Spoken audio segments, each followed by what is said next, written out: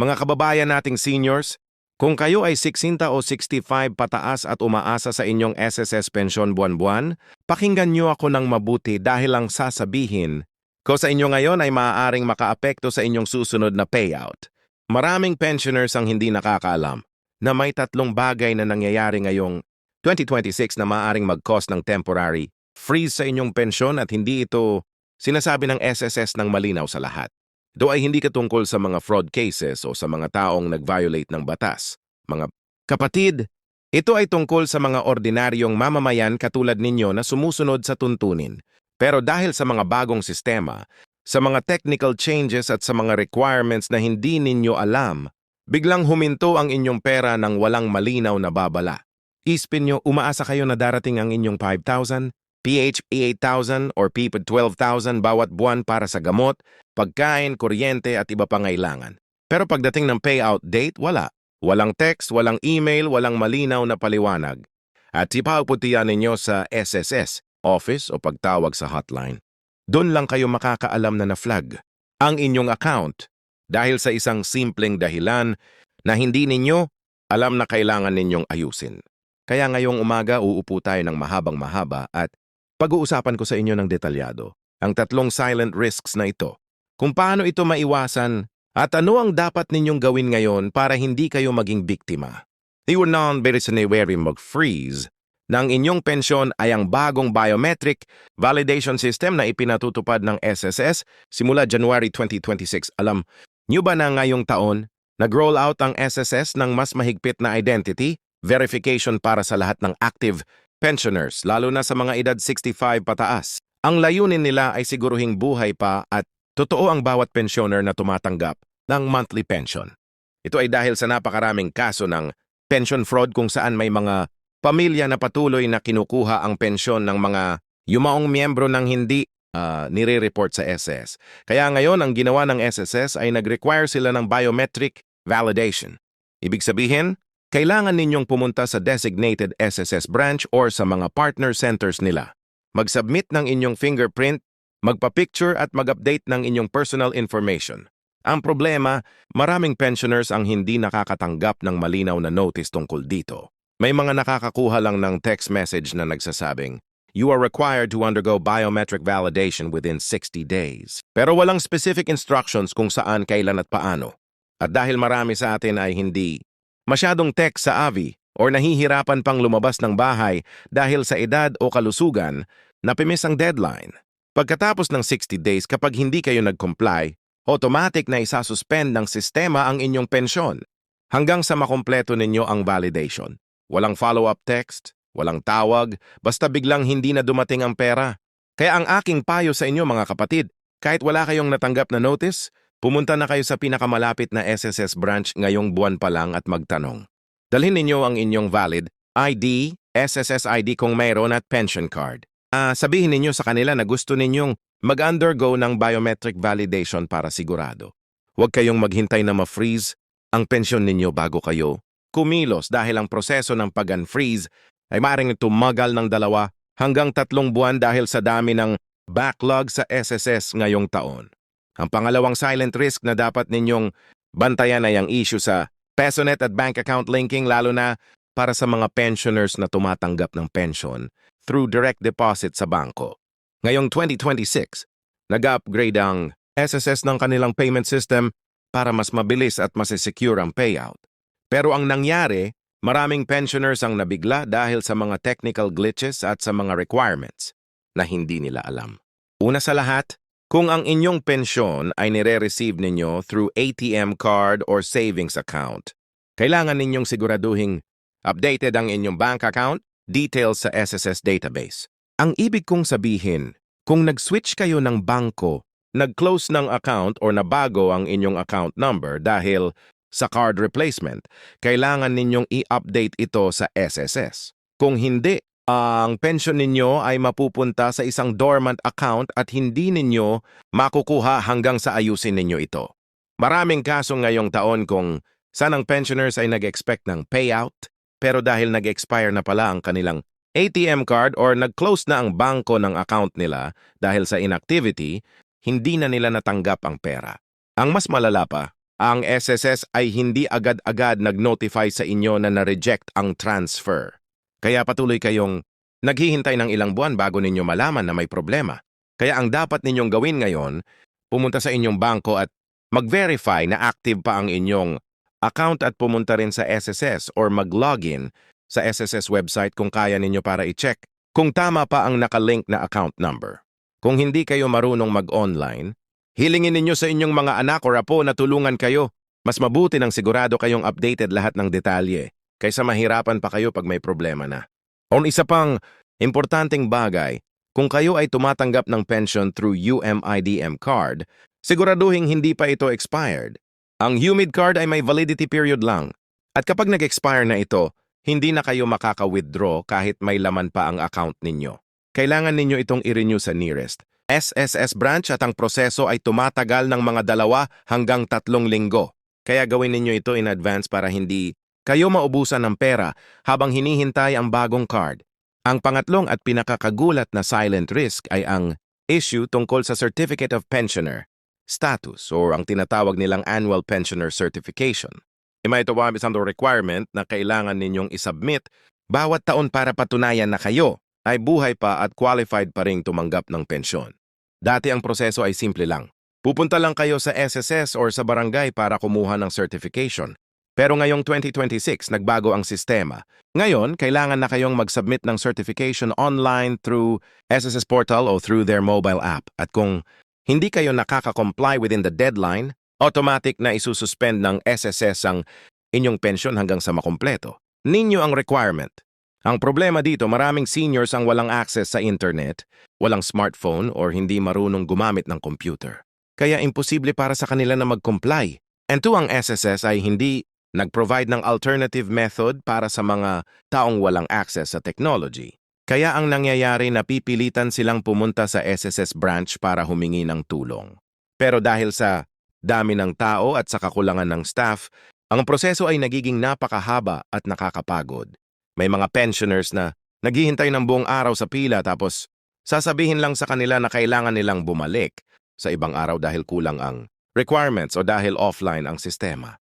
Kaya ang aking payo mga kapatid, kung mayroon kayong mga anak or apo na marunong gumamit ng internet, hilingin ninyo sa kanila na tulungan kayong mag-submit ng certification online. Kung wala kayong malapitan, pumunta na kayo ngayon pa lang sa SSS branch at magtanong kung paano ninyo magagawa ang certification ng personal. Huwag kayong maghintay hanggang deadline dahil baka masuspend ang pension ninyo at mahirapan kayong i-reinstate. At tandaan, ang suspension ng pensyon ay hindi nangangahulugang mawawala na ito permanently. Pero ang backlog ng payment ay maaaring tumagal ng ilang buwan bago ninyo makuha. At sa panahong ito, paano kayo mabubuhay kung wala kayong ibang income? Ngayon, pag-usapan natin kung paano kayo makakaiwas sa mga isyung ito at kung ano ang mga kretong hakbang na dapat ninyong gawin ngayong linggo pa lang. Una, gumawa kayo ng checklist ng lahat ng requirements na kailangan ninyo para sa inyong SSS pension. Kasama dito ang biometric validation, bank account verification at annual certification. Isulat ninyo sa papel kung ano-ano ang kailangan ninyong gawin at kung kailan ang deadline. Kung hindi kayo marunong magsulat o mahina na ang mata ninyo, hilingin ninyo sa isang trusted family member na gumawa nito para sa inyo. Pangalawa, mag-set kayo ng schedule para pumunta sa SSS branch or sa nearest satellite office. Huwag kayong pumunta tuwing Lunes o tuwing unang linggo ng buwan dahil ito ang pinakamatao. Pumunta kayo tuwing gitna ng linggo or tuwing hapon para mas kaunti ang pila. At bago kayo pumunta, tawagan muna ninyo ang SSS hotline na 1455 para mag-verify na ano ang kailangan ninyong dalhin para hindi kayo mauuwi ng walang nangyari. Pangatlo, kung kayo ay may access sa internet o may kakilala kayong may computer, subukan ninyong mag-register sa SSS online portal. Ang website ay sss.gov.ph at maaari kayong gumawa ng account gamit ang inyong SSS number at personal details. Pagkatapos ninyong ma-register, makikita ninyo doon ang lahat ng information tungkol sa inyong pension kasama ang payment history, next payout date at kung may pending requirements pa kayong kailangan isubmit. Ito rin napaka-helpful para sa mga taong ayaw pumunta sa SSS office ng madalas dahil sa edad o kalusugan. Pang-apat, kung kayo ay tumatanggap ng pension through Bank account, mag-set kayo ng reminder every 3 months para i-check ang inyong account kung may natatanggap kayong payout at kung walang problema sa bank side. Kung meron kayong napansin na delay or missing payment, agad kayong mag-report sa bangko at sa SSS para malaman ninyo ang dahilan at para ma-resolve kaagad. Tiyarpong mahalagang bagay na kailangan ninyong malaman ay ang tungkol sa pensioners, loan program ng SS. Maraming pensioners ang hindi nakakaalam na kahit nag-retire na kayo, may access pa rin kayo sa loan benefits ng SS at ito ay maaaring maging lifesaver kung kayo ay may emergency expenses tulad ng medical bills or home repairs. Ang pensioner's loan ay may lower interest rate compared sa ibang loan programs at ang repayment ay automatic. Nakakaltas sa inyong monthly pension. Kaya hindi ninyo kailangang mag-worry tungkol sa pagbabayad. Pero ang kailangan ninyong tandaan, kung meron kayong outstanding loan sa SSS at hindi kayo nakaka-comply sa biometric validation or sa annual certification, maaaring masuspend din ang inyong pension hanggang sa ayusin ninyo ang compliance issues at ang loan repayment. Ninyo ay magiging delayed din na maaaring mag-result sa penalties or additional charges. Kaya mas mabuti pang siguruhing updated kayo sa lahat ng requirements bago kayo mag-apply ng loan. At kung kayo ay interesado sa loan program, pumunta kayo sa SSS branch at magtanong tungkol sa requirements at sa application process. Dalhin ninyo ang inyong valid ID, SSS ID at proof of pension para mas mabilis ang proseso. Pag-usapan din natin ang tungkol sa tax implications ng inyong pension. Dahil maraming pensioners ang hindi nakakaalam na ang pension income ay tax-exempt sa Pilipinas. Ibig sabihin, ang buong halaga ng inyong monthly pension ay hindi nababawasan ng tax at ito ay guaranteed na ng batas. Pero ang problema, may mga pensioners na tumatanggap ng additional income mula sa ibang sources tulad ng rental property, business o part-time work. At kung ang total annual income ninyo including pension ay lumagpas sa threshold na itinakda ng Bureau of Internal Revenue, kailangan pa rin ninyong mag-file ng income tax return. Kaya ang aking payo kung kayo ay may ibang income sources bukod sa pensyon, mag-consult kayo sa accountant o sa BIR para malaman ninyo kung kailangan ninyong mag-file ng tax return at kung magkano ang tax liability ninyo. Huwag ninyong pabayaan ito dahil ang BIR ay may paraan ng pag-verify ng income records at kung hindi kayo nag-comply, maaari kayong ma-penalize. NGG sa manapa. Kung kayo ay tumatanggap ng pensyon mula sa SS at GSIS pareho dahil meron kayong work history sa private sector at government, tandaan na ang pensions ay tax-exempt pero kailangan pa rin ninyong i-declare ito sa annual income tax return ninyo kung meron kayong ibang income sources. Ngayong pag-uusapan natin ang tungkol sa payout schedules, kailangan ninyong malaman na ang SS ay may specific schedule ng pension release every month at ito ay depende sa last digit ng inyong SSS number.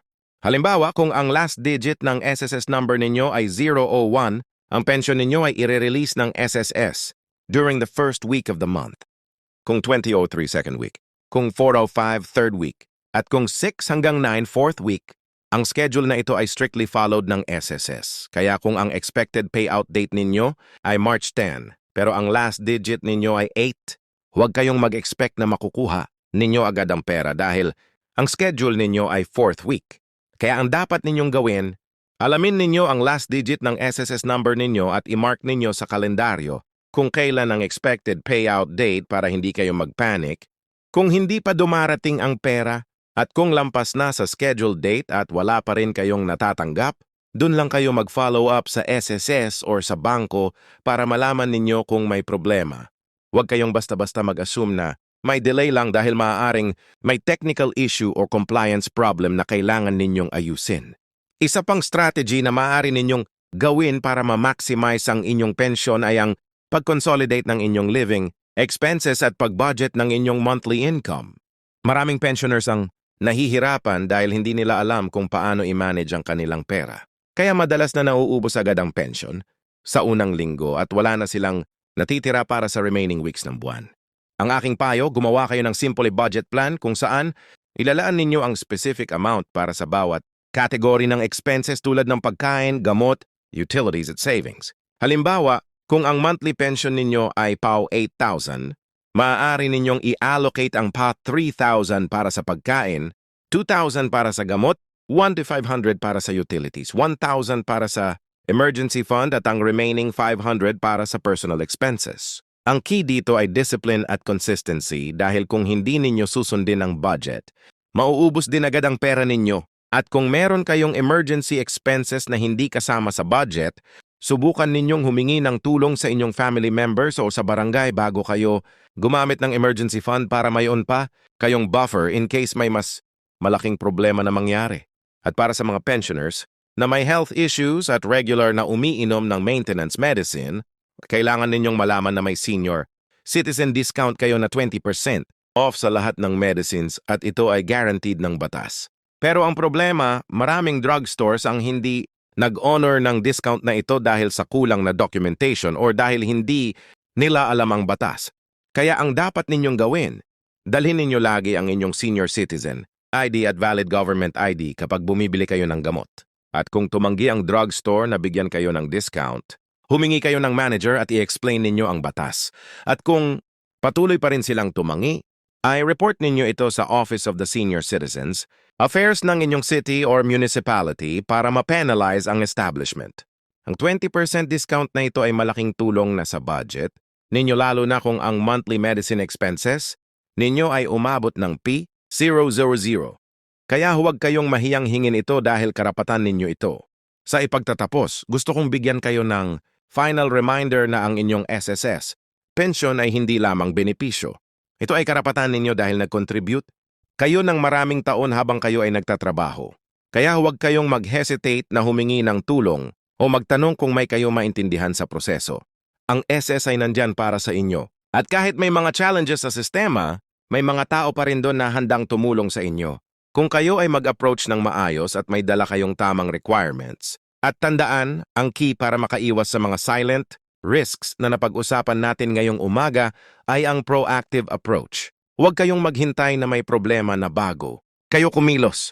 Gawin ninyo ngayon pa lang ang kailangan ninyong gawin para sigurado na tuloy-tuloy ang dating ng inyong pensyon buwan-buwan. At kung mayroon kayong mga tanong or concerns, hilingin ninyo sa inyong mga anak, apo or trusted friends na tulungan kayo. Dahil sa panahon ngayon, kailangan nating magtulungan para malampasan ang mga hamon ng buhay. Maraming salamat sa inyong pakikinig mga kababayan. And kanay nakatulong ang video na ito sa inyo? Mag-ingat palagi at hanggang sa muli.